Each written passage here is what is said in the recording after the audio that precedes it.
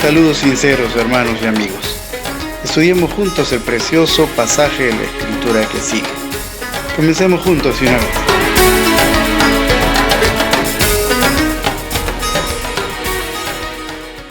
En la sesión anterior, la primera de #FeliCiHogar, tratamos de 3 primeras claves para lograr el matrimonio eterno. Y vimos que la madurez emocional contribuye, el respeto mutuo y también la capacidad de poder resolver problemas. En esta sesión, partiendo de un versículo que nos enseña el Señor Jesucristo, encontramos una nueva clave que contribuye a ese y fueron felices para siempre. Otra clave para el matrimonio eterno. Analicémoslo juntos. El verso que hemos preparado para ahora es Mateo capítulo 5, versículos 27 y 28. Lo leemos. Ustedes han oído que se dijo, no cometerás adulterio, pero yo les digo que cualquiera que mira con deseo a una mujer ya cometió adulterio con ella en su corazón. Este verso tiene varias implicancias. En primer lugar, nos habla de un contexto masculino. Naturalmente se enfoca en el hombre en la relación, ya que dice que el hombre miraría con deseo a una mujer. Está clarísimo. Por otro lado, una segunda peculiaridad que notamos en el pasaje es que va más allá de la simple acción concretada. Se enfoca en la intencionalidad del corazón. Y para ello hay que entender por lo menos algunas cosas del mundo bíblico en el que Jesús enseña esto. En primer lugar, algunos autores nos mencionarán que el mundo bíblico estaba experimentando en aquella época una crisis de tipo familiar. Hay que recordar que en el mundo bíblico habían por lo menos 2 escuelas de enseñanza rabínica y de interpretación de la ley, la escuela de Hillel y la escuela de Shammai. La escuela de Hillel era mucho más laxa y permitía de alguna manera interpretar el mandamiento de no cometerás adulterio de una manera un poco más elástica, en el sentido de que se consideraría como falta solo cuando el hecho se concretara. Otra escuela, la de Shammai, enseñaba que en realidad había que tener cuidado de una manera más íntima, inclusive. El Señor Jesucristo enseña este pasaje de la Escritura, apelando a esa interpretación del Antiguo Testamento, enseñando que no solo basta con los hechos concretos, el hecho de haber consumado el pecado en una acción, sino que parte desde lo más profundo, desde la misma intencionalidad del corazón. Y de eso está tratando este pasaje. Sentimientos, emociones, intenciones pecaminosas de codicia. Ahora, si bien es cierto, el pasaje se enfoca en lo masculino, esto no quiere decir que no afecte también a lo femenino. En otras palabras, así como un varón podría estar cometiendo una infidelidad con el hecho de albergar sentimientos, emociones, pensamientos de adulterio, del mismo modo el pasaje también responsabilizaría a las damas en este sentido. Es idéntico. Después de revisar el pasaje que nos ha tocado, Mateo capítulo 5, 27 al 28, hemos dejado una pista muy evidente de cuál es el tema que nos toca. Y estamos tratando la 4ª clave para el matrimonio eterno, la fidelidad. Cuando hablamos de fidelidad, creo que ya no es necesario que explique qué cosa es una infidelidad. Naturalmente es tener una relación extra, una relación que está fuera del vínculo formal. El pasaje nos da una dimensión adicional, que no solo se trata de establecer una relación, de hecho, sino también de permitirse sentimientos, una relación imaginaria de corte platónico. Las intencionalidades del corazón también son consideradas infidelidad y pecado. Pero luego, quizá también sea necesario tener en cuenta por qué es importante tocar esto como una clave para el matrimonio eterno. Y déjeme decirle que en realidad la infidelidad es una de las primeras causas por las que suceden los divorcios. ¿Nota ahí la importancia? Si estamos estudiando cómo tener un matrimonio eterno, una de las principales causas que habrá que atacar es el problema de la infidelidad, tanto masculina como femenina. Ahora me gustaría tratar de las variables de la infidelidad. Para esto tendríamos que tener en cuenta lo que viene a ser la variable cultural y lo otro, la variable masculino-femenino. Cuando hablamos de variable cultural, estoy pensando en que lo que viene a ser la definición de la moralidad del hogar está afectado directamente por el lugar y la cultura de la que somos parte. Debemos tener en cuenta que según el continente, no será lo mismo enfocar el hogar de repente en América Latina que en Norteamérica, o en África, o Medio Oriente, por ejemplo, y así. ¿Por qué? Porque cada uno de estos lugares, al hacer estos estudios antropológicos, sociológicos, psicológicos, tienen enfoques peculiares y algunas modificaciones de lo que es el enfoque familiar. A veces puede ser muy tribal, por ejemplo. A veces puede ser no necesariamente monogámico. En otros casos se refiere específicamente a hombre y mujer. Y así, en estas sesiones de #FelicidHogar, la base y fundamento de nuestra línea es cristiana, es bíblica. Y desde el plano bíblico, el hogar está conformado por hombre y por mujer, y luego los hijos. En este caso, cualquier tipo de relación que esté fuera de este vínculo será considerada de corte pecaminoso. Ahora, tengamos en cuenta también que ha habido a lo largo en la historia un desarrollo también de líneas de pensamiento. Aunque son muchas, por lo menos algo consideraremos ahora. Hoy en día, por ejemplo, hay grupos culturales que hablan o fomentan el open mind, es decir, que su enfoque moral con respecto a la relación de pareja es mucho más laxo y abierto que el enfoque bíblico. Y están practicando, por ejemplo, el amor libre.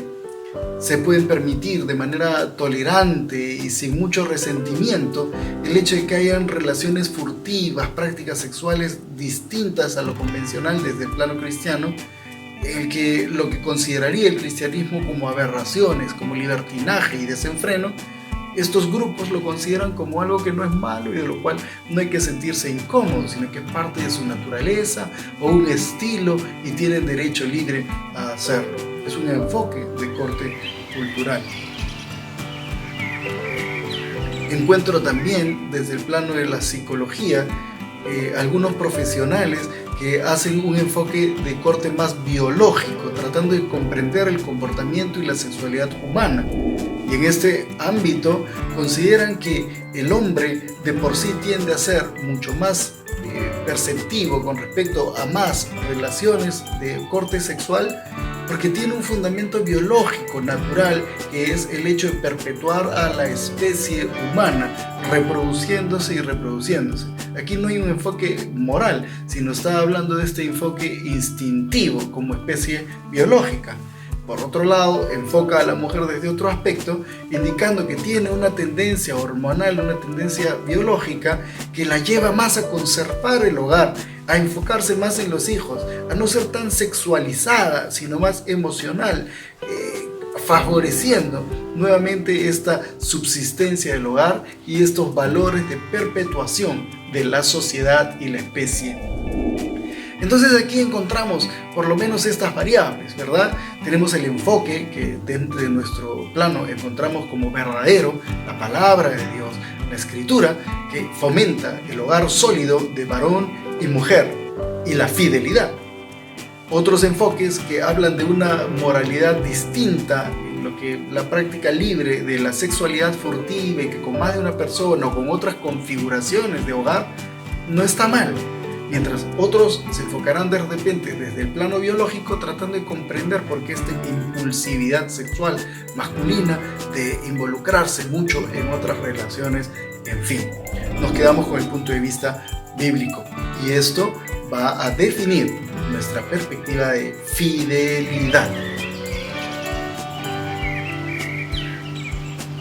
Ahora me gustaría considerar lo que vienen a ser las causas de la infidelidad. Doy por supuesto que algunas personas podrían preguntarse, ¿y por qué me fue infiel? Tratemos de esbozar algunas de las causas principales en todo caso. Y comienzo de repente considerando lo que viene a ser por un lado la educación propiamente y lo que viene a ser la salud mental en estos respectos. Aquí es muy importante tener en cuenta las bases del hogar. Podríamos decir entonces que depende mucho de cómo hemos sido formados en el hogar para que esto de alguna manera condicione nuestra perspectiva hacia el futuro cuando nosotros formemos un nuevo hogar o cuando evaluemos los valores morales de estos. Si nosotros hemos sido fomentados por nuestros padres en valorar a nuestro cónyuge, en permanecer firmes en la relación, en no faltarles, involucrarnos en una relación externa, lógicamente esto marcará la forma en que nosotros podemos conducirnos en nuestro hogar y ayudará también al control del deseo, al control de la emotividad que pudiera impulsarnos hacia la infidelidad. Por el contrario, hay algunos casos en los que se fomenta, por ejemplo, el machismo y de alguna manera el libertinaje o desenfreno. Algunos padres consideran que es muy masculino el hecho de que uno tenga distintas relaciones. Esto se ve reflejado un poco también en lo que suele ser el argot popular, ¿no? Por ejemplo, un refrán dice, el hombre siempre cae de pie. Como que no fuera mal enfocado el hecho de que un hombre fuera infiel. A mí me ha gustado enseñarle a mi hijo varón la expresión de los hombres de verdad aman a Dios. Y aquí, por ejemplo, vemos este intento desde siempre de ir educando en principios que mantienen el temor reverente por Dios y lo que viene a ser la conservación de una moral muy estricta, más basada en la Escritura. Entonces, el ámbito de la educación es importante. Y ahí vamos a considerar también en la educación, no tanto la educación verbalizada, donde uno específicamente expresa la enseñanza que quiere, sino que hay una educación también de tipo modelar. ¿En qué sentido? En que uno observa modelos de vida. Uno puede decir cosas, pero uno observa quiénes son sus padres y cómo se conducen. Y si uno ha crecido en un hogar donde el padre muestra especial respeto por su esposa, entonces tiende a replicar el mismo principio. No obstante, si uno ha observado que un padre es libertino, una madre es libertina, lo más probable es que el hijo tienda a repetir los mismos parámetros de conducta. Por lo tanto, la educación viene a ser uno de los aspectos que influye mucho en la perspectiva que tendremos de hogar. Quiero considerar además el otro elemento, que es el elemento psicológico y la salud mental. Hay gente que tiene de alguna manera adicción al sexo, por ejemplo. Hay otras personas que, a pesar de ser tanto de género masculino o femenino, tienden a tener una actitud compulsiva con el hecho de formar relaciones furtivas. Terminan una, vuelven a otra, o simplemente llevan más de una a la vez y en cierto modo se sienten a gusto con ello. Hay una práctica de promiscuidad incluida. Y esto a veces puede relacionarse con la experiencia familiar en un hogar colapsado, donde, por ejemplo, el padre estuvo ausente y constantemente fue querido de parte de la hija, el tener una relación estrecha con él, y puede repercutir en el tiempo que ella busque diferentes hombres o tenga una relación poco sólida con cada uno o con varios, porque está constantemente buscando el afecto del padre que no encontró en el inicio en el hogar. La autoestima, por ejemplo, también es importante tenerla en cuenta. Una persona que ha sufrido determinadas experiencias o no ha desarrollado bien su personalidad y su amor propio, naturalmente de alguna manera busca validarse en la experiencia de contacto con otras personas que la hacen sentir amada, lo hacen sentir especial. Y justamente ¿por qué? Porque no hay esa valorización desde adentro, intrínsecamente, sino que se está buscando validar a través de estas experiencias. Y ahí vemos entonces esta variable psicológica también. Ahora cabría preguntarse cuáles son las causas que llevan al hombre a ser infiel. Estamos hablando de la infidelidad masculina ahora. Y aquí creo que hay algunos aspectos a considerar. El tema del compromiso, el tema del control de los deseos, lo que es la parte emocional, lo que es la necesidad estética. Son 4 cosas principales, aunque no las únicas. En cuanto al tema del compromiso, creo que es importante considerar esto. Un hombre será más fiel en la medida que esté comprometido a hacerlo.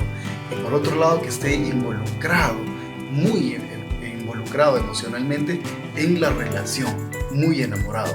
Esto puede ayudar a que tenga un mayor control de su deseo y de sus relaciones externas. En cuanto al tema del control del deseo, también es importante. Lo que es la parte pasional, la parte romántica, inicial de una relación, tiene un tiempo y eso va normalizando y es parte de nuestra biología. En esa fase, el hombre va a tener necesidad de todos modos de copular con frecuencia, va a tener necesidad de ser satisfecho en el ámbito sexual y en este aspecto es muy probable que sea fácilmente excitable por algunas otras mujeres, ¿no?, que de alguna manera susciten el deseo. En la medida que encuentre la oportunidad para poder tener una relación furtiva, hay una probabilidad de que sí pudiera caer en ello. Entonces aquí entra el tema del compromiso por un lado, pero por otro lado el control del deseo. La apetencia es de alguna manera natural, orgánica, biológica y puede estar ahí, pero en la medida que tiene un compromiso con la relación formal que tiene, un compromiso espiritual también, porque no hablamos de la formación cristiana, hace que eso modere y que le ayude a controlar y tomar decisiones con frecuencia, de no comportarse de una manera desleal a la relación que ella tiene. Pensemos en la parte emocional también. He puesto en primer lugar estos aspectos de tipo compromiso y sexo porque en el caso masculino me parece que es uno de los aspectos más fuertes que puede ser la base detonante, pero también hay que tener en cuenta la parte emotiva. El hombre también va a tener necesidad de ser satisfecho en sus emociones en una relación. Si él está feliz en la relación, se siente valorado, se siente amado, se siente respetado, encuentra de alguna manera autoestima, ¿no?, satisfacción a sus necesidades emocionales, naturalmente es más sencillo poder permanecer fiel. Pero si la relación de por sí es una relación conflictiva, tirante, cáustica, ¿no?, tóxica, obviamente hay mayor probabilidad de que pueda salir de la relación a tener estas experiencias. Pienso también en la necesidad estética.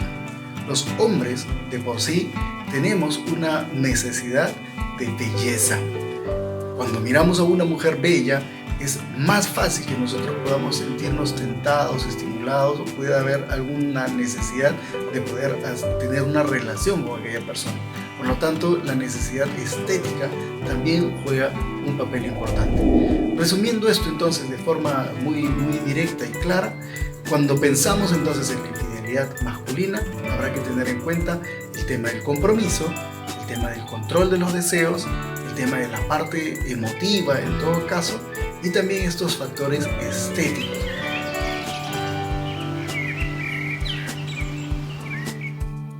Quiero que veamos la infidelidad femenina ahora. Y aquí de repente comenzamos con un pequeño contraste con respecto a lo que viene a ser la infidelidad masculina. La infidelidad femenina tiene más una carga emocional, mientras en el caso masculino el énfasis es un énfasis más sexual, más sexualizado. Lo primero que podríamos ver es, así como veíamos antes, el grado de compromiso masculino, que involucraba por un lado la parte de la decisión, como también la carga emocional. En el caso femenino, el grado de compromiso emocional que se tenga con la relación también es de extrema importancia. Si la mujer percibe que esta relación no la ha llenado, si esta relación no la ha enamorado, si esta relación no la ha movido emocionalmente en estos respectos, definitivamente es más vulnerable a encontrarlo en otro lado. Por lo tanto, la falta de apego emocional a la relación la pone en una situación de mayor vulnerabilidad en la búsqueda de una relación externa. Pero, seguido también, resulta que una causa importante es la reafirmación de la femineidad. La mujer necesita sentirse bella, necesita sentirse deseada, necesita sentirse atractiva, obviamente necesita sentirse amada, y si la relación que tiene no está cumpliendo con estas necesidades, ella estará vulnerable y propensa a aquel que se lo pueda proveer. Entonces, hemos visto, por un lado, esta parte afectuosa, el grado de afecto que la mujer vierte sobre la pareja.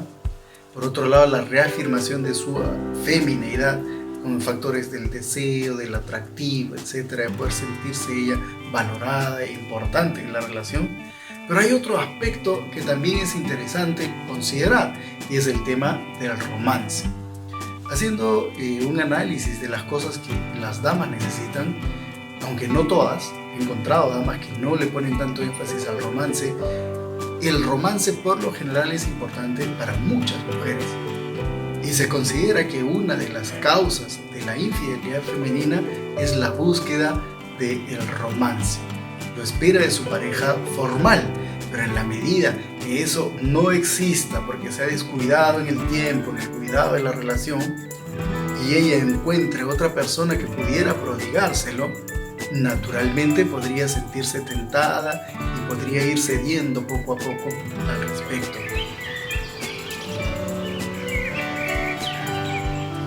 Así que vemos esos tres factores de la infidelidad femenina y vemos también los factores de la infidelidad masculina. Cabe entonces, después de haber visto todo aquello, que meditemos en que tanto el varón como la dama tienen la responsabilidad de suplir mutuamente las necesidades de su cónyuge. Esto puede aminorar de manera importante la posibilidad de la infidelidad, aunque no lo neutraliza de manera definitiva. Queda para esa última parte que cada uno asuma la responsabilidad de permanecer fiel en la relación, de trabajar en ello. Quiero también que consideremos la práctica de la fe en cuanto al tema de la fidelidad, en cuanto a la práctica de la moral. El Señor Jesucristo ha sido enfático en el pasaje, considerando que no solo es adulterio, no solo es infidelidad la práctica de hecho, sino también el albergar, el maquinar desde el interior, desde el fuero interno. Por lo tanto, el pensamiento como el hecho son igualmente condenables desde la perspectiva del Señor Jesucristo. La infidelidad debe tratarse como pecado. Por lo tanto, el hombre infiel, la mujer infiel están siendo llamados al arrepentimiento, y así debe ser. Un elemento que también me gustaría que consideremos es si vale la pena luchar por la relación. Aquí es un aspecto muy controvertido y cada relación tendrá que estudiarse desde su particularidad, porque ninguna relación es idéntica a la otra, si bien tienen aspectos comunes. Esto es algo que hay que evaluar. Si la persona ha cometido infidelidad una vez, lo más probable es que sea algo que pueda zanjarse y quede allí. Obviamente hay que luchar por esa relación, hay que trabajarla. Por otro lado, hay personas que son recurrentemente infieles y van a lastimar mucho a la otra persona. Obviamente ese tipo de relación creo que es la candidata a terminar. Así que la persona que ha sufrido la infidelidad debe evaluar el caso, hasta qué punto esta relación conviene un poco más de lucha, conviene un poco más de trabajo. Y si al haber puesto en la balanza los pro y los contra es más conveniente continuar la relación que romperla, entonces adelante, practíquense elementos que puedan ayudar a superar el trauma. De otra manera, quizás lo más saludable sea dar por terminada la relación y buscar sanar en el tiempo. Por otro lado, la fe cristiana también aporta herramientas para poder superar el dolor de la traición. La búsqueda de Dios en la oración, la búsqueda de consejo a través de los ministros cristianos, la lectura de la Biblia, el poder dedicar tiempo al cultivo de la espiritualidad, impulsa inclusive la práctica del perdón, etcétera, etcétera. Por lo tanto, consideremos la fe cristiana, tanto en el llamado al arrepentimiento, como la práctica de la ética, como también la práctica terapéutica. Hagamos eso. Después de haber reflexionado en varios elementos relacionados con la infidelidad, quizá cabe dedicar un espacio también al hecho de poder superar el dolor que se ha experimentado por esta. Y pienso en algunos aspectos. No es lo mismo considerar la infidelidad y el dolor en el lado femenino como en el masculino, son diferentes. Y también son enfocados o son superables de distinto modo cuando hablamos de si se trata solamente de una infidelidad emocional que involucra sentimientos, como si involucra una infidelidad sexual. Cada género lo va a enfocar de manera distinta. Y algunos comentan que es más fácil para una mujer perdonar el hecho de una relación furtiva que hubiera por ahí que no involucraba las emociones ni el enamoramiento del varón, inclusive cuando haya habido carga sexual.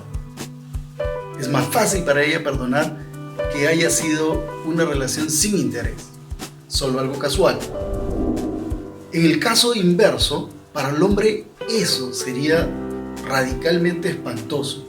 Si se ha involucrado la sexualidad, si se ha involucrado las relaciones sexuales, así haya sido una vez y haya sido simplemente algo sin mayor trascendencia, es muy probable que el hombre se sintiera muy fuertemente dolido, con pesadillas y con dificultad de poder superarlo. Entonces notamos ahí las diferentes cargas de intensidad que genera la emotividad, los sentimientos, como la práctica de la relación sexual propiamente dicha. Así que para poder superar el dolor que esto involucra, habrá que tomar en cuenta esos factores también. Algunos elementos que pueden ser útiles para ambos casos. Lo más delicado de repente sea el poder pensar en el perdón. ¿Debo perdonar? Pero algo que soluciona y ayuda a ir superando el dolor es poder perdonar la falta. Y aquí me gusta entender que el perdón se otorga aun cuando no necesariamente hay merecimiento del perdón. El perdón es algo que uno otorga de manera intencionada. Digo, he decidido no tomar más en cuenta esta falta. Y este tipo de perdón es especialmente terapéutico. Nos hace recordar a la gracia de Dios con nosotros. Cuando no merecemos el perdón, Él de todos modos nos lo otorga, si nosotros somos humildes de pedírselo. Así que esta práctica del perdón es el primer paso para poder enfrentar el dolor. Perdonar es importante. No es necesariamente una muestra de debilidad, sino de sabiduría también. Puede ser útil tanto para restaurar la relación, puede ser útil para poder dejar pasar este episodio, puede ser útil también a nivel personal o individual para dejar de estar siendo herido por los recuerdos, por los pensamientos que esto implica. Por lo tanto, el perdón es una de las formas. Hay que trabajar en ello. El segundo elemento que hay que tener en cuenta es como en el caso del duelo. Se necesita tiempo para poder sanar. El tiempo ayuda a curar la herida, ayuda a ir enfriando la experiencia traumática que esto ha generado. Así que el tiempo será el segundo factor. En tercer lugar, ya involucra a la otra persona y es el grado de compromiso nuevamente que ambos adquieren, que el infiel adquiere, a que esto no se vuelva a repetir. Ayudará entonces que no sigan habiendo faltas persistentes. Y este comportamiento que hace que la persona regule su conducta ayudará a otro factor de gran relevancia, y es el cultivo de la confianza nuevamente. Uno de los asuntos que sucede cuando se ha sido traicionado es que la confianza decae gravemente. Parte del proceso terapéutico de la restauración en la relación será que se trabaje en la confianza nuevamente. Y aquí, confianza en cuanto al que ha faltado, que genera las nuevas condiciones para que esto pueda sanar. Por otro lado, también la persona afectada que hace un esfuerzo constante de controlar sus celos, sus pesadillas, sus recuerdos, para ir superando poco a poco y voluntariamente empieza a valorar estas muestras de fiabilidad que se están desarrollando ahora. Pensando también en el tema de la cura, yo veo que el impacto que genera una infidelidad es muy dolorosa y traumática. Y obviamente hace un rato mencionaba el tema de los celos, ¿no? Y obviamente uno empieza a sentirse muy nervioso y empieza a tener pesadilla de que probablemente de alguna manera todavía haya contacto con la otra persona o él o ella sigan cayendo en la misma cuestión. Por lo tanto, el manejo de los celos es importante y esto deriva también en el hecho de dejar atrás. Muchas veces las pesadillas van a impactar de tal manera que uno esté trayendo a memoria constantemente el evento. Entonces también es importante poder trabajar en dejar atrás, dejar pasar. No es sencillo, pero es tratar constantemente de no recurrir a los mismos pensamientos dolorosos, a esta cuestión de pesadilla en todo caso. Pensando en la parte que ha sido infiel, aquí hay que tener en cuenta que la persona podría haber asumido un buen compromiso de no volver a caer en ello y esté trabajando honestamente en ello. A veces la relación termina por destruirse porque la persona que salió afectada, aquella a quien le han sido infiel, sigue trayendo a colación, sigue reavivando constantemente la memoria de lo sucedido, sigue acusando, sigue castigando, sigue actuando en relación a la ofensa recibida previamente, haciendo que la relación empiece a quebrarse, a desgastarse. Cuando hablamos de cómo recuperarnos de una infidelidad, creo que hay factores que no podemos dejar de lado. El perdón, el tiempo, el compromiso, el esfuerzo por superar las cuestiones. Hemos llegado hasta aquí habiendo revisado varios aspectos.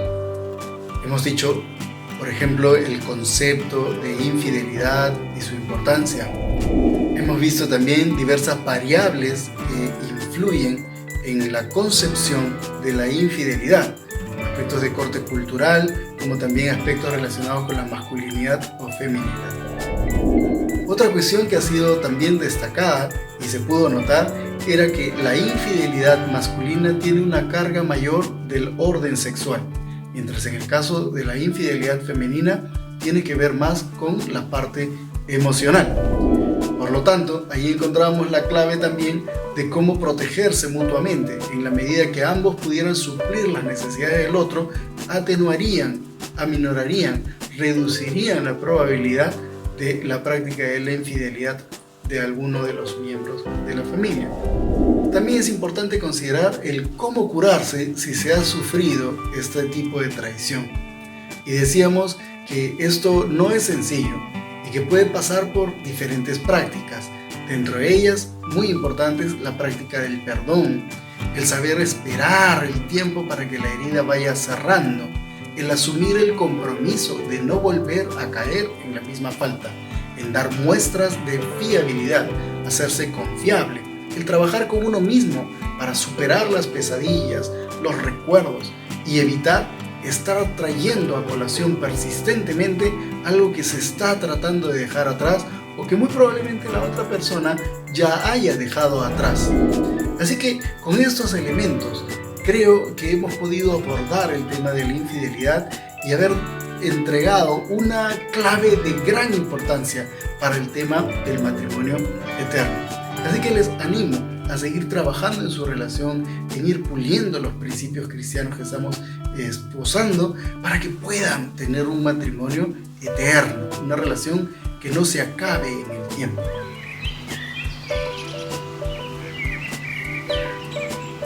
Quiero ahora orar también por sus matrimonios, orar también por sus parejas, para que el Señor los ayude a implementar en sus vidas esta bendición, esta clave que hemos trabajado en esta sesión. Oramos entonces. Señor Jesús, te damos gracias por el tema que hemos trabajado hoy. Te damos gracias porque hemos podido revisar una cuarta clave para hacer que nuestro matrimonio sea una relación perpetua en el tiempo. Gracias, nuestro Dios, por tu palabra y por estos principios que nos ayudan a tener una relación firme y sólida. Te rogamos para que nos ayudes a los varones a tener control sobre nuestras apetencias y un mayor compromiso con la relación. Ayuda también a las damas, nuestro Dios, para que también ellas tengan fuerte compromiso, para que puedan estar involucradas adecuadamente de manera emocional en la relación y también encontrar satisfacción a sus necesidades ambas partes, de modo que sea mucho menos propenso a la infidelidad. Te rogamos también por aquellos que de repente cayeron en infidelidad, para que puedan tener control de sus emociones, para que puedan revertir los sentimientos que se hayan dejado llevar, que se hayan dejado incrementar con una relación ilícita. Y te rogamos que los ayudes a sanar, a reflexionar, a cambiar de actitud. Te pedimos también por aquellos que han sufrido la infidelidad y están heridos y necesitan superarlo. Así que te rogamos que tú traigas salud y paz a sus corazones, auxiliándoles para poder experimentar esta paz y estar habilitados para continuar en una relación que realmente funcione. Gracias, nuestro Dios, te damos en el nombre de Jesús. Amén. Si consideras que estos temas fortalecen tu vida de fe, entonces apoya esta labor misionera. Suscríbete a nuestro canal, dale clic a la campanita, compártelos también con tus amistades. De esa manera, esta palabra puede llegar hasta los rincones de la tierra.